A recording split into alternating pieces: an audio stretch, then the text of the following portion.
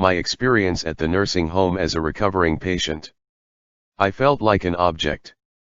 I felt I was just a job for the nurses and the nurse aides, no sympathy or heart feeling. For example, I will use my roommate because his medical issues are worse than mine. My dying roommate had to suffer before he received his services or call for help. He was living on a breathing machine and feeding tubes. The breathing tube was going in his body through a hole in his neck. The feeding tube was going through a hole in his stomach. He also was wired from head to toe. His survival machines kicked on the alarming sound. Every time the machine needed cleaning, for example, the nurses had to clean the breathing tube every 4 hours because it had mucus build up in it which blocked the air from going in his lungs. Every time I heard the alarm of his machines, I was hoping the nurses serve him within 5 minutes, but sometime it took longer than 1 hour. I heard my roommate drowning and choking from lack of air. I had to force myself out of my bed and transferred myself to the wheelchair and look for a nurse for she help him. I just could not hear him suffer as he waited for a nurse to show up for help. Every time I pressed the help button, it took from 20 minutes to 1 hour before a nurse showed up. One day before I left the nursing home, it was 3:30 a.m., I had to look for the nurses in the hallways and rooms. While I was trying to find a nurse, I ran into the housekeeping lady. She told me the nursing aides are on a smoke break, they will come back in 10 minutes, you should go back to your room. I told her please call them into service because my roommate is dying, he cannot breathe, his survival machine's alarms are on, can you hear it? She replied, yes, I can hear it, I will call the nurses back from break for they can help him. Finally, a few minutes later, the nursing aides showed up. They looked at me as if I was the party pooper. I looked back at them and I said my roommate needs help because he is dying, he cannot breathe. The reply I received from them was very disappointing. They said we have few other people down the hallway, they are dying as well. We are trying to serve everyone as much as we can. He has to wait until one of us is available. I tell you the truth, I was very upset and hurt from the reply, but I had to move on and keep quiet. As the nursing aides were cleaning my roommate breathing tubes, some of the long mucus fell on the nursing aide's hands. She said, this is disgusting, I am going to throw up, and then she rushed to the bedroom wash sink. She washed her hand for more than 1 minute. I was very upset and wanted to say something, but what can I do? It was not only her with the same attitude for her job. The sink was directly front of my bed. I just closed my eyes as I was hurting from the disrespect. This is an example for going to the restroom. I thank God I was able to go to the restroom on my own with limited help, but my roommate cannot do it on his own. He had to wear diaper and the nursing aides had to change him when he went in his diaper. He had to wait longer than an hour for the nurse to change him and clean him. Now I will talk about some of my own issues in the nursing home. My biggest issue is I had to wait a long time for help. When I pressed my help button, it can take from 20 minutes to 1 hour and sometime 1.5 hours before the nursing aide showed up for my help. When I asked why it's taking so long, the nursing aide replied, we are too busy and understaffed. We are very sorry, nothing personal, this is just a job for us. We try to serve you and others as soon as possible. One day after my conversation with the nursing aide, I had very severe pain in my back. It was late at night. I pressed the help button, but none of the nurses showed up for my help. I waited approximately 1 hour and 45 minutes, but no one showed up. I called 911 for help. When I explained my issue to the 911 operator, he said, I will place you on hold because I am going to call the upper management at the nursing home. He placed me on hold for 2 minutes and then talked with me. He said, the nurses are coming to see you and help you, don't worry, they are on their way to your room. In less than 1 minute, 2 nurses opened the door. They asked me, what is going on? Why did you call 911?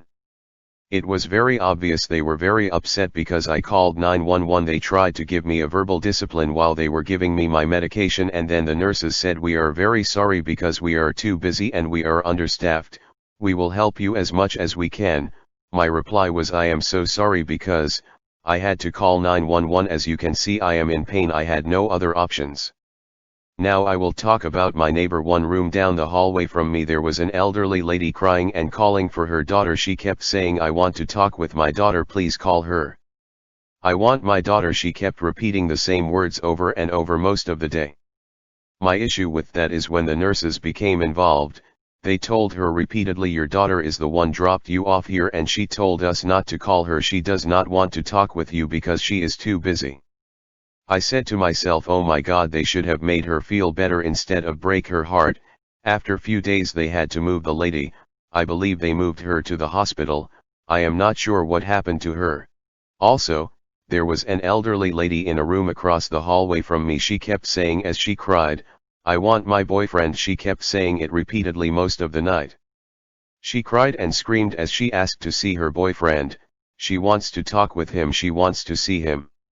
The nurse replied to her, we already got hold of your boyfriend. He does not want to talk with you and see you. He already moved on with his life. The nurse asked the elderly woman, how long did you know him? The elderly lady replied, I have been living with him for 5 years. They moved me here because I am sick. Why he does not want to see me? And he does not want to talk with me? As the conversation went on for hours, the elderly woman ended up with a broken heart and cried most of the night. The next morning, they had to move her back to the hospital. I don't know what happened to her. Anyway, I just had it with the nursing home. It is like a death trap. For this reason I had to leave regardless of my condition. I kept pushing for early discharge. I called my family and my insurance. I begged my insurance for help. I told them I want to leave the nursing home. I want to be with my kids for Thanksgiving. Please help. After few days of begging, I had a visit from the nursing home doctor. He checked my condition and then asked, why do you still have your foot in a cloth wrap? We should have returned you to the hospital 4 days after you arrived here for replacing the cloth wrap with a hard cast. I said, I have been asking about you since the day I arrived here, but you did not see me until today, and no one told me I have to see my doctor at the hospital for a hard cast. Then the doctor replied, maybe we had issues with the insurance, that is why we did not take you back to the hospital. You need to see your doctor as soon as possible. I will make the appointment with your doctor for you.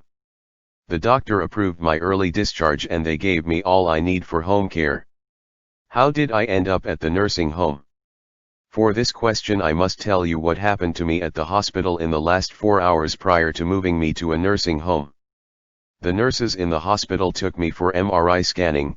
They want to take images of my back and shoulder, but they could not fit me in the MRI machine. They told me they will have to talk with my doctor for sending me to a place has a better MRI machine for my size, or maybe they can do a CT scan instead of MRI. I said okay.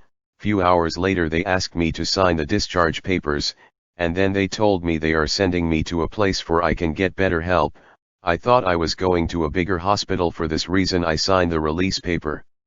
1 hour later they placed me in the ambulance and drove me to the new place. On the way to the new place, the ambulance driver decided to take the shortcut. He drove on an unpaved old country road. I can see the dust from the back window. The road was very rough, full of potholes. I kept asking the first aid lady why the driver did not take the freeway for my transfer. She said, I don't know. The unpaved road had many potholes. I felt every pothole hit my sore back hard. The ride was very rough. I was in pain all the way to the new place. When I arrived at the new place, I was very surprised because I was expecting a hospital, not a nursing home. I was in disbelief and confused and said to myself, maybe they have a better MRI machine here.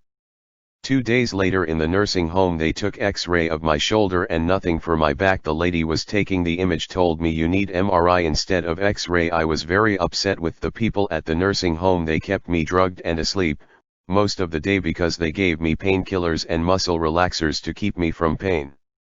It was very upsetting. For this reason I had decided to leave the nursing home. I tell you the truth, I will never send anyone to a nursing home because no one can take care of the sick better than his own family. Otherwise you are just an object, a job for someone don't care or too busy to care or has been in the business for too long. His or her feeling are too numb. It is just another day at the slaughterhouse. Thank you for your time. My name is Amer Janineh.